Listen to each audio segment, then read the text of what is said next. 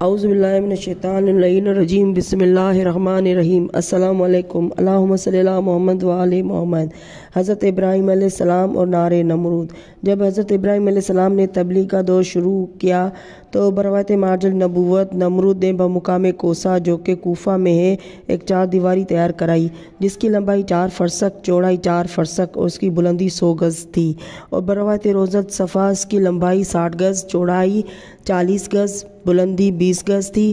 جب 4 دیواری مکمل ہو گئی تو اس نے حکم دیا کہ اسے اچھی جلنے والی لکڑیوں سے بھرپور کیا جائے، چنانچہ اس لکڑیوں سے بھر دیا گیا۔ ایک روایت میں ہے کہ 4 دیواری ایک ماہ میں پر کی گئی، اس میں فراواں روغن ڈالا گیا اور گندھک ڈالی گئی، اس کے بعد اس میں آگ دے دی گئی اور چاروں طرف وہ جلنے لگی۔ جب اس کے شعلے بھڑکے تو انہوں نے میلوں یہ عالم پیدا کر دیا کہ کوئی قریب نہ جا سکتا تھا، کوئی طائر فضا میں بلا تک اس پر سے نہ گزر سکتا تھا۔ طبری میں ہے کہ آگ کو بھڑکانے میں 2 سال لگے تھے۔ اس میں یہ بھی ہے کہ 4 دیواری کے باہر بھی لکڑیاں جمع کی گئی تھیں۔ آگ تو روشن کر دی گئی لیکن اب کوئی سبیل ایسی نہ تھی کہ حضرت ابراہیم علیہ السلام کو آگ میں ڈالا جا سکے، کیونکہ کوئی قریب جا نہیں سکتا تھا۔ لوگ اسی طرز و مشورے میں تھے کہ شیطان نے منجنیق بنانے کا مشورہ دیا، بنانے کی ترکیب بتائی۔ جب منجنیق تیار ہو گئی تو اس نے اس میں پہلے ایک بڑا پتھر رکھ کر پھینکا۔ جب تجربہ کامیاب ہو گیا تو منجنیق ٹھیک بن گئی ہے اور کام ٹھیک کر رہی ہے، تو حضرت ابراہیم علیہ السلام کے ہاتھ پاؤں باندھ کر گلے میں بھی توق آہن ڈال کر پھر منجنیق میں بٹھا کر انہیں پھینکا گیا۔ ایک روایت میں ہے کہ جب ہاتھ پاؤں باندھے گئے تو حضرت ابراہیم علیہ السلام نے بارگاہ خداوندی میں ہاتھ اٹھا کر کہا، لا الہ الا اللہ انت سبحانک رب العالمین لک الحمد و لک الملک۔ ایک روایت میں ہے کہ اسی دوران میں آسمان کے معزز فرشتے بارگاہ خداوندی میں حاضر ہو کر عرض کرنے لگے کہ مالک روئے زمین پر ایک ابراہیم علیہ السلام ہے جو تیری وحدانیت کی تبلیغ کر رہے ہیں، اب انہیں بھی نظر آتش کیا جا رہا ہے۔ ہمارے مالک تو ان کو بچا لے، ہم کو حکم دے کہ ہوا کو جاؤ، اگر ابراہیم امداد قبول کر لیں تو بے شک تم ان کی امداد کرو۔ فرشتے زمین پر نازل ہوئے، حضرت ابراہیم علیہ السلام کی خدمت میں مدد کرنے کی خواہش کی۔ حضرت ابراہیم نے امداد قبول کرنے سے انکار کر دیا۔ پھر وہ فرشتے آئے جو ہوا اور پانی پر متعین ہیں۔ فرشتہ ہوا نے کہا کہ آپ کہیں تو ہم آندھی کے ذریعے سے اس آگ کو منتشر کر دیں۔ آپ نے فرمایا موقع امتحان میں ہوں، مجھے تمہاری امداد کی ضرورت نہیں ہے۔ پھر فرشتہ آپ آگے بڑھا اور اس نے بھی کہا کہ اگر آپ کہیں تو پانی برسا کر آگ کو بجھا دوں۔ ارشاد ہوا ضرورت نہیں ہے۔ اگر حضرت ابراہیم علیہ السلام کو منجنیق میں رکھ کر پھینکا گیا، وہ ہوا میں الٹتے پلٹتے جا رہے تھے کہ جبرائیل علیہ السلام نے بڑھ کر استقبال کیا، ان سے ملاقات کر کے کہا، حل لک حاجت؟ قال بلا ما علیک فلا۔ اے ابراہیم تمہیں کوئی حاجت ہے؟ فرمایا بے شک ہے لیکن تم سے نہیں۔ جبرائیل نے کہا کہ اچھا مالک ہی کی طرف رجوع کرو۔ کہا حسبی سوالی علمہ بحالی، سوال کی ضرورت نہیں، ہمارے حال کا اسے علم ہونا ہی کافی ہے۔ مختصر یہ ہے کہ حضرت ابراہیم علیہ السلام بھڑکتے ہوئے شعلوں میں پہنچے، پھر نیچے کی طرف جا کر آگ کے درمیان وارد ہوئے۔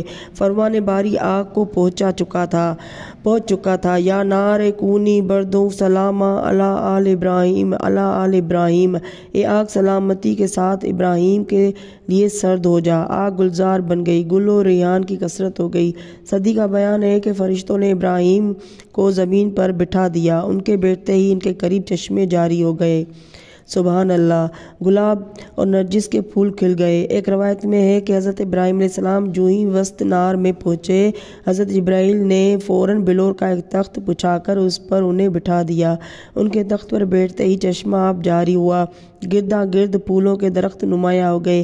ایک روایت میں ہے کہ جلی ہوئی لکڑیوں کے باقی حصے کو جو جلنے سے رہ گیا تھا اسے جبرائیل نے زمین میں نصب کر دیا، اس سے ہرے بھرے درخت پیدا ہو گئے جن میں تازے پھل لگے ہوئے تھے۔ ایک روایت میں ہے کہ جب حضرت آگ میں ڈالے گئے تو چھپکلی دور بیٹھی ہوئی آگ کو پھونک رہی تھی، اس لیے خدا نے انہیں مارنے کا حکم دیا ہے۔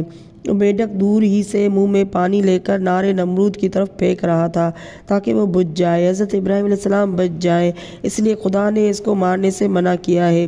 الغرض حضرت ابراہیم علیہ السلام حکم خدا سے آگ کے گلزار میں بیٹھے ہوئے خدا کو یاد کر رہے تھے، اور ایک روایت کی بنا پر 3 دن، ایک روایت کی بنا پر 7 دن اسی آگ کے گلزار میں رہنے لگے۔ اسی دوران میں نمرود نے اپنے منارہ پر جا کر حضرت ابراہیم علیہ السلام کی طرف جو نگاہ کی تو انہیں جنت نما گلزار میں بٹھا ہوا دیکھا۔ اسے خیال تھا کہ وہ جل بن کر راکھ بن گئے ہوں گے۔ جب اس نے انہیں اس حال میں دیکھا تو متعجب ہوا اور متوش بھی، کیونکہ اس سے یہ خیال پیدا ہوا کہ کیا اب جب کہ یہ آگ نہیں جلا سکی اور اب صحیح و سالم برآمد ہوں گے تو لازماً میرے لیے اور زیادہ مضر ثابت ہوں گے۔ یہی کچھ سوچ کر اس نے اپنے کارکنوں کو حکم دیا کہ منجنیق کے ذریعے حضرت ابراہیم پر پتھر پھینکے جائیں۔ چنانچہ بہت بڑے بڑے پتھر اس میں رکھ کر پھینکے گئے۔ وہ پتھر بروایت عجاب القصص ایک مقام پر ہوا میں جمع ہو گئے، بحکم خدا ابر کی صورت اختیار کر کے برسنے لگے، جس کے نتیجے میں اس سے کے علاوہ جو گلزار بنا ہوا تھا، جس قدر بھی آگ اس طویل 4 دیواری میں تھی، سب بجھ گئی۔ علامہ مجلسی تحریر فرماتے ہیں کہ دنیا میں سب سے پہلے جو منجنیق بنائی گئی تھی وہ وہی تھی جس میں حضرت کو رکھ کر آگ میں ڈالا گیا۔ یہ منجنیق مقام کوسہ میں جو کوفہ کے گاؤں کنتارا میں واقع ہے، شیطان کے ہاتھوں بنی تھی۔ ایک روایت میں ہے کہ حضرت ابراہیم علیہ السلام کے لیے جو آگ سرد ہوئی تو اس کا اثر 3 دن تک دنیا کے تمام آگ پر رہا، اس میں ٹھنڈک آ گئی۔ ایک حدیث میں ہے کہ امام جعفر صادق علیہ السلام فرماتے ہیں کہ ایک سوال کے جواب میں کہ مرقوم ہے کہ حضرت موسیٰ عصا سے اس لیے ڈرتے تھے کہ ان کے صلب میں نور محمدی صلی اللہ علیہ وآلہ وسلم نہ تھا۔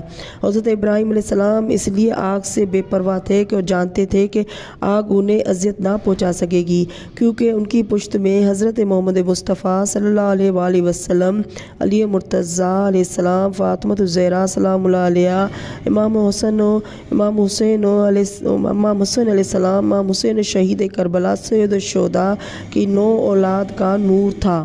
ایک روایت میں ہے کہ انہیں انوار کی طفیل میں حضرت ابراہیم علیہ السلام کے لیے نار نمرودی گلزار بنی تھی۔ ایک روایت میں ہے کہ حضرت ابراہیم علیہ السلام کو بدھ کے دن آگ میں ڈالا گیا تھا۔ ایک روایت میں ہے کہ آگ میں جاتے ہی خدا نے حضرت ابراہیم علیہ السلام کو اعزاز خلد سے نوازا تھا۔ اللہم صلی اللہ محمد وآل محمد۔ ناظرین، میری ویڈیو اچھی لگے تو لائک اور سبسکرائب کر لی۔ اگلی ویڈیو تک کے لیے اللہ حافظ۔